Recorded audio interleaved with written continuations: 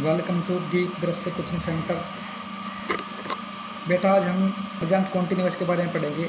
कल आपने present indefinite tense आपका कंप्लीट हो गया था। बेटा अगर उस टेंस में किसी भी बच्चे को कोई भी प्रॉब्लम है तो आप हमें पूछ सकते हो, डायरेक्ट कमेंट कर सकते हो। तो इसमें क्या करना बेटा, हमारी जो प्रेजेंट कॉन्टिन्यूअस होता है इसकी पहचान कैसे होती है बेटा। इसकी पहचान होती है कि इस प्रकार के टेंस में हिंदी वाक्यों के अंत में रहा है, इसके बाद आपका रही है, रहा हूँ आदि शब्द आते हैं। वह कार्य वर्तमान में चलता रहता है, वह कार्य वर्तमान में चलता रहता है। बेटा आप इस टेंस की जो इंग्लिश है वो कैसे बनाओगे, इसके नियम आपको पता होना चाहिए कि नियम के लिए आप क्या करोगे बेटा।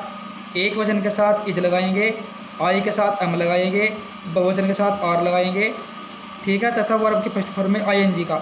जिस सेंटेंस में लास्ट में रहा है, रही है आती है, तो वहाँ पे वर्ब के फर्स्ट फॉर्म में आईएनजी बेटा आपको लगाना ही है, चाहे टेंस आपका कोई सा भी हो। अफर्मेटिव की बात करते हैं। अफर्मेटिव को आप पॉजिटिव बोल सकते हो, जैसे कि subject is am are, verb के फर्स्ट फॉर्म आईएनजी, ऑब्जेक्ट उसके बाद सेज। एक वचन के साथ इज, आई के साथ एम, बहुवचन के साथ आर। मैंने यहाँ पे ये बात आपको ऑलरेडी बता चुका हूँ। तो यह छोटा बच्चा आज खेल रहा है, मैंने आप उसको एक एग्जाम्पल दिया आपको कि यह छोटा बच्चा। तो इसमें जो सब्जेक्ट हो रहा है बेटा वो क्या है, किसके बारे में बात हो रही है, इस छोटे बच्चे के बारे में बात हो रही है। तो यह छोटा बच्चा आपका पूरा सब्जेक्ट आ जाएगा।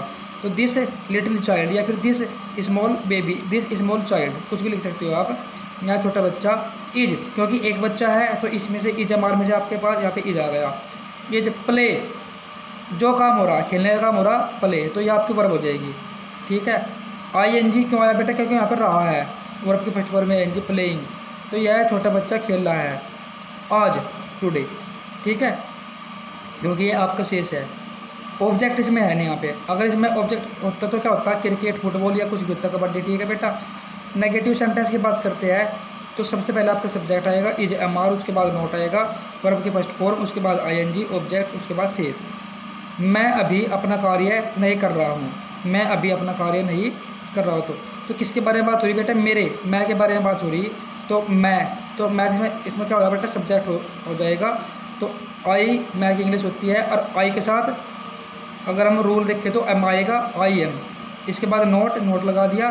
अब वर्ब करना, वर्ब क्या होता है बेटा, कर रहा हूँ, तो करने की इंग्लिश टू होती है, आई एन जी लगा दिया, डूइंग माई वर्क। आई के साथ मेरे की अंग्रेजी बेटा माई होती है, ठीक है। आई के साथ अपने की अंग्रेजी माई होती है।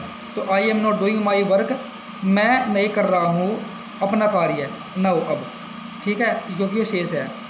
बट सिंगल इंटरोगेटिव क्या होती है, सिंगल इंटरोगेटिव के बारे में मैंने आपको कल बताया था कि जो वाक्य क्या से शुरू होते हैं, जो वाक्य क्या से शुरू होते हैं। कल आपने उसमें क्या की इंग्लिश क्या लगाई थी, डू या डज लगाई थी, क्योंकि उसमें जो हेल्पिंग वर्ब थी बेटा वो आपकी डू या डज थी। इसमें आपकी हेल्पिंग वर्ब क्या है, इज एम आर है। तो आप सब्जेक्ट के अनुसार इज एम आर को क्या के रूप में लिखोगे, उसके बाद सब्जेक्ट, उसके बाद नोट, वर्ब की first form I N G, object शेष।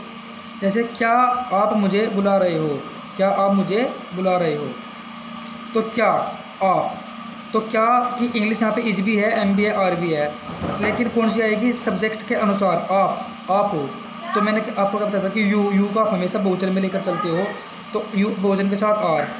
सब्जेक्ट किसके बारे में बात हो रही है, आपके बारे में, आपके, इसमें सब्जेक्ट हो गया। नोट इसमें है नहीं, आपने छोड़ दिया।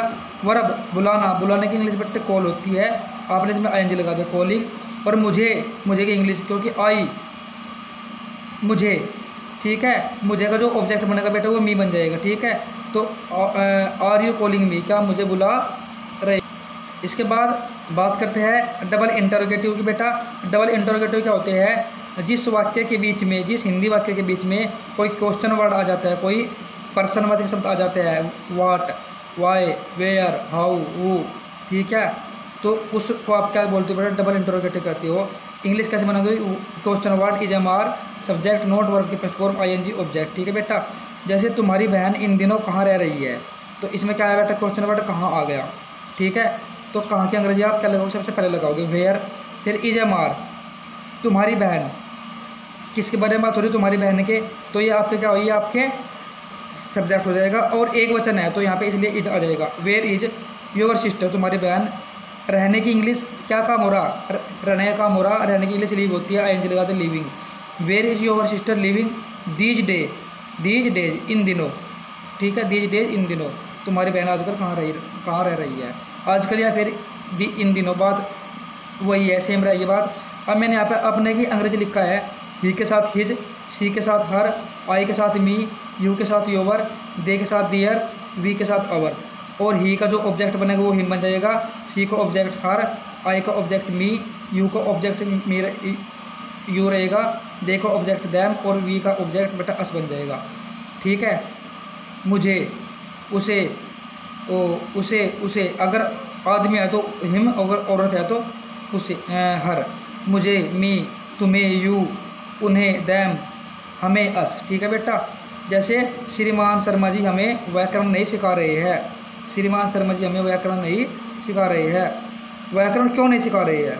श्रीमान शर्मा जी हमें व्याकरण क्यों नहीं सिखा रहे हैं? तो क्यों इसमें क्या आया बेटा? आपका क्वेश्चन वर्ड आ गया। तो आपको सबसे पहले लगाएगा भाई इज, क्योंकि श्रीमान शर्मा जी एक ही हो रहा है यहाँ पे, तो एक वचन के साथ इज। ऑब्जेक्ट किसके बारे में बात हो रही है? श्रीमान शर्मा जी के बारे में बात हो रही है, तो मिस्टर शर्मा। ठीक है।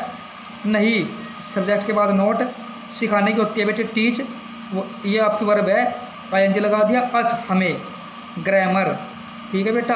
तो ये आपका टेंस कंप्लीट हो गया। इसी के आधार पर बेटे आपको कम से कम 20-25 सेंटेंसेस बनाने हैं। ठीक है बेटा।